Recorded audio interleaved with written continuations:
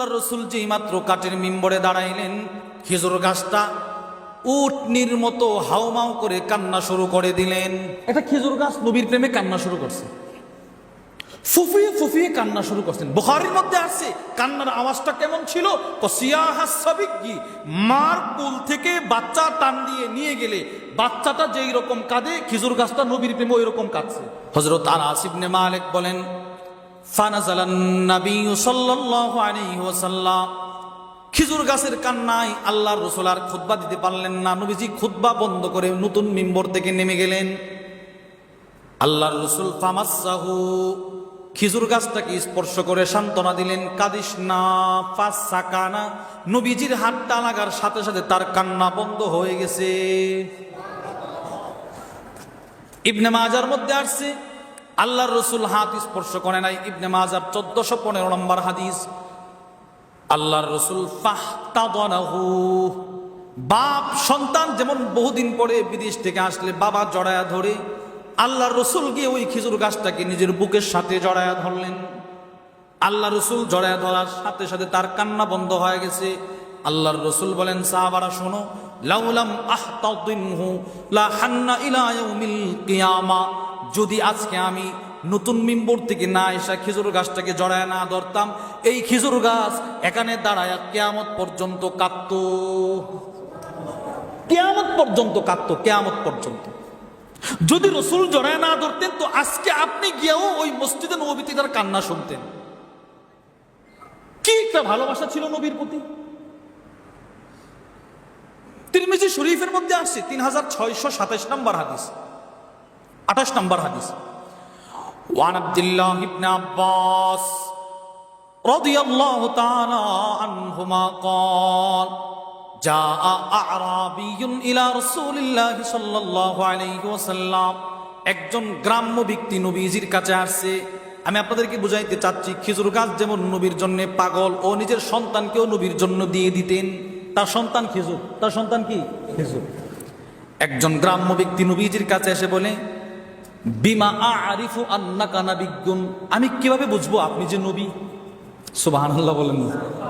ও বিধর্মী, অমুসলিম, আবার গ্রামের বধু মানুষ, সহজ সরল, ও আয়েশা নবীরে বলে, আমি কিভাবে বুঝবো আপনি যে নবী। আল্লাহর রাসূল বললেন, ইন দাউতু হাদাল ইতকা মিন হাদিহিন নাখলা, ওই যে খেজুর গাছটা দেখা যায়, বলে হ্যাঁ দেখা যায় তো, ওই খেজুর গাছের খেজুরের কাদিগুলা ছোটরা যদি আমি ডাক দিয়ে আমার কাছে নিয়ে আসি, আতাশহাদু আন্নী রাসূলুল্লাহ, তুমি কি সাক্ষ্য দিবি আমি আল্লাহর রাসূল? তুই সাক্ষ্য দিবি নি, বলো, আগে নিয়ে আসেন। ফাদাআহু রাসূলুল্লাহ, সুবহানাল্লাহ। হাদিসে পাকে আসছে, আব্দুল্লাহ ইবনে আব্বাস বলেন, নবীজি একটা ইশারা করছে, এই খেজুর এদিকে আসো। ফাদিলু হাত্তা সাকাতা ইলা নবী সাল্লাল্লাহু আলাইহি ওয়াসাল্লাম, খেজুরগুলো মাটিতে পড়ে একটা লাফ দিয়া নবীজির পা মুবারকের সামনে চলে আসছে। নবীজির পায়ের সামনে আসছে। নিজের সন্তানকে উজাড় করে দিছে, সন্তানও দৌড়ায় নবীজির কাছে চলে আসছে। এবার আল্লাহর রাসূল বললেন, ইরজি, যাও, ফিরে যাও, ফিরে যাও। ফাদা, এটা ফিরে গেছে। আব্দুল্লাহ ইবনে আব্বাস বলে, নবীজির এই মুজিজা দেখে ফা আসলামাল আরাবিয়্যু, বিদুইন লোকটাও কালেমা পড়ে মুসলমান হয়ে গেছে। এই খেজুরও দামি, খেজুর গাছটাও দামি। এজন্যে আল্লাহর রাসূল জান্নাতের সুসংবাদ দিয়েছেন খেজুর গাছ দিয়া। সুবহানাল্লাহ বলেন না। তিরমিজি শরীফের 3464 নম্বর হাদিস। ওয়ান জাবির ইবনে আব্দুল্লাহ রাদিয়াল্লাহু তাআলা আনহুমা قال قال رسول الله صلى الله عليه وسلم من قال سبحان الله, বলেন সুবহানাল্লাহ, সুবহানাল্লাহ ওয়া বিহামদি। রাসূল বলেন, আমার কোন উম্মত যদি দুনিয়াতে সুবহানাল্লাহি ওয়া বিহামদিহি একবার বলে, একবার, গুরিসাত লাহু নাখলাতুন ফিল জান্নাহ, তার জন্য জান্নাতে একটা খেজুর গাছ লাগানো হয়ে যায়। তাহলে দুনিয়াতে খেজুর গাছ নবীরে ভালোবাসছে, এবার নবীজি বলে তুই জান্নাতেও থাকবি। আচ্ছা, এবার গাছটা কত বড়, সুবহানাল্লাহ। বুখারী শরীফের 3250 নম্বর হাদিস। وعن انس بن مالك رضي الله تعالى عنه عنه قال رسول الله صلى الله عليه وسلم إن في الجنة لشجرة يسير الراكب في ظلها 100 عام لا يقطعها। নবীজি বলেন জান্নাতের একটা গাছ এত বিশাল আকৃতির হবে, জান্নাতের ওই গাছের চতুর্পাশে যদি জান্নাতি একটা ঘোড়া দিয়ে 100 বছর দৌড়ানো হয় গাছের ছায়া শেষ হবে না। আচ্ছা, গাছটা কত বড় হবে চিন্তা করেন তো। যেই জান্নাতের একদিন দুনিয়ার 50,000 বছরের সমান। সূরাতুল মাআরিজ মিকদারুহু 50 আলফ সানা। রব বলেন ওখানের একদিন এখানের 50,000 বছরের সমান। তো ওখানের 100 বছর এই দুনিয়ার কত কোটি কোটি বছর হবে। মজার বিষয় হচ্ছে এই গাছটা এত বিশাল আকৃতির হইতে কতদিন লাগে। এই গাছের ফলগুলো কত বড়। বুখারীর মধ্যে হাদিস আসছে আল্লাহর রাসূল বলেন পৃথিবীর বড় বড় পাহাড়গুলো যত বড় ওই গাছের ছোট ফলটা এর চাইতে বড়।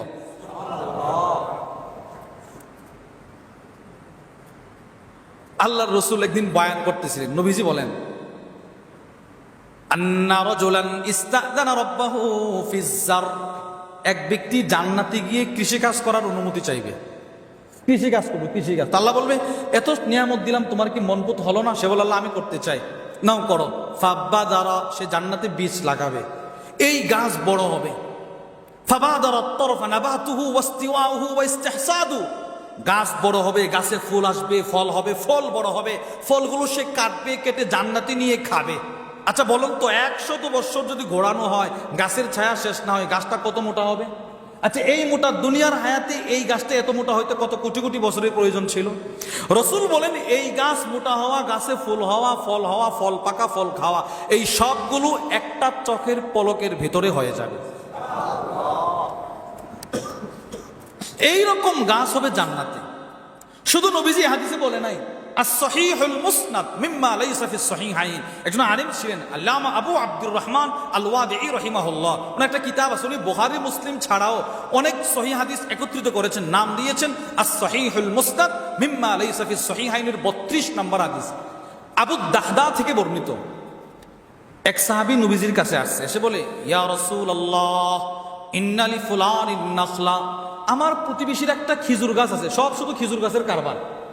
একটা খেজুর গাছ, এটা বাঁকা হয়ে আমার আঙ্গিনার ভিতরে চলে আসছে। ওয়ানা উকিমুহা ইতিবিহা, এবার আমি আমার আঙ্গিনাটা বাউন্ডারি দিয়ে সেভ করতে চাই, তার বাঁকা খেজুর গাছের কারণে আমি সোজা করে দেওয়াল টানাইতে পারি না। ফামুরহু আইয়ুতিয়ানি, আপনি একে একটু বলেন না, আমি তো দরিদ্র মানুষ, ওর খেজুর গাছটা যেন আমারে দিয়ে দে অথবা বিক্রি করে দে।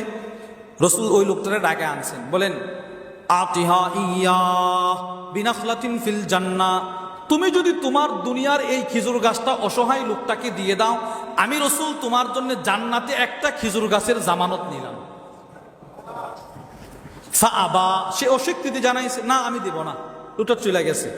পুরা ঘটনাটা শুনলেন, দেখলেন নবীজির সাহাবী আবু দাহদা রাদিয়াল্লাহু আনহু, উনি ওই খেজুর গাছ যে লোকটার তার পিছনে পিছনে তার বাড়িতে গেছে। বাড়িতে গিয়ে বলে ভাই বিইনি নাখলাতাক বিহাইতি, তুমি তোমার একটা খেজুর গাছ যেটা আছে না, বলে হ্যাঁ, ওইটা আমার কাছে বিক্রি করে দাও, এর বিনিময়ে আমার একটা খেজুরের বাগান আছে ওইটা নিয়ে নাও। মুহাদ্দিসিনরা এই হাদিসের ব্যাখ্যা করতে গিয়ে লেখেন আবু দাহদার খেজুর গাছের খেজুর সংখ্যা ছিল 600 খেজুর গাছ দিয়ে দিবে, একটা খেজুর গাছের দরকার কেন? ওই যে নবীজি বলছে এই খেজুর গাছের জিম্মাদারি যে নিবে তার জন্য নবীজি জান্নাতে খেজুর গাছের জিম্মাদারি নিবে। ওই লোকটা দুনিয়ার লোভে পড়ে বেচা কিনা করে ফেললো। ফাতান নাবিয়্যা সাল্লাল্লাহু আলাইহি ওয়াসাল্লাম, নবীজির কাছে সে এক খেজুর গাছের মালিকানা নিয়ে আসছে, এসে বলে ইয়া রাসূলুল্লাহ ক্বাদ ইশতারাইতুন নাখলা, ওই খেজুর গাছটি আমি কিনে ফেলছি। অসহায় লোকটা এখনো বসা নবীর সামনে। রাসূল বললেন ফাজআলহা লাহু, অথবা আতিহা ইয়া, তাকে দিয়ে দাও। এবার সাহাবী বললেন ভাই ক্বাদ আতাইতুকাহা, রাসূল সাক্ষী, জান্নাতের খেজুর গাছের বিনিময়ে এই গাছটা আমি তোমাকে দিয়ে দিলাম, এবার তুমি গাছ সহ বাউন্ডারি দাও। আনাস ইবনে মালিক হাদিসের বর্ণনাকারী আনাস ইবনে মালিক বলেন ক্বালাহা মিরারান, নবীজি এত খুশি হলেন, একটা কথা নবীজি একবার নয় দুইবার নয় অনেকবার বলেছেন। রাসূল বলেন আবু দাহদা, দুনিয়াতে একটা খেজুর গাছের জন্য বাগান ছাড়ছো, তোমার জন্য জান্নাতে কত উৎকৃষ্ট খেজুর গাছ অপেক্ষা করছে। আবু দাহদা নবীজির দরবার থেকে নিজের বাসায় গেছে, গিয়ে নিজের বিবিরে ডাকতে, এই তাড়াতাড়ি বের হোক, বিবি আসছে। কেন? এই বাগান থেকে বের হো, বাগান এখন থেকে আর মালিক আমি না। কার? আমি জান্নাতের একটা খেজুর গাছের বিনিময়ে এই বাগানটা আমি একজনের কাছে বিক্রি করে দিছি। আমাদের স্ত্রী হলে কি বলতো বলেন তো? স্ত্রী বলে কি জানেন, আপনি এখন যে ব্যবসাটা করে আসছেন না নবীজির দরবার, এটা সবচাইতে লাভজনক ব্যবসা। তাহলে এবার আপনারা এই সমস্ত কথা থেকে কি বুঝলেন? শরীয়তে ইসলামে খেজুরের কদর আছে না নাই? গুরুত্ব আছে না নাই? খেজুর গাছেরও গুরুত্ব আছে। এজন্য সাহারিতেও খেজুর, ইফতারেও খেজুর। ইনশাআল্লাহ বলেন, বলেন ইনশাআল্লাহ।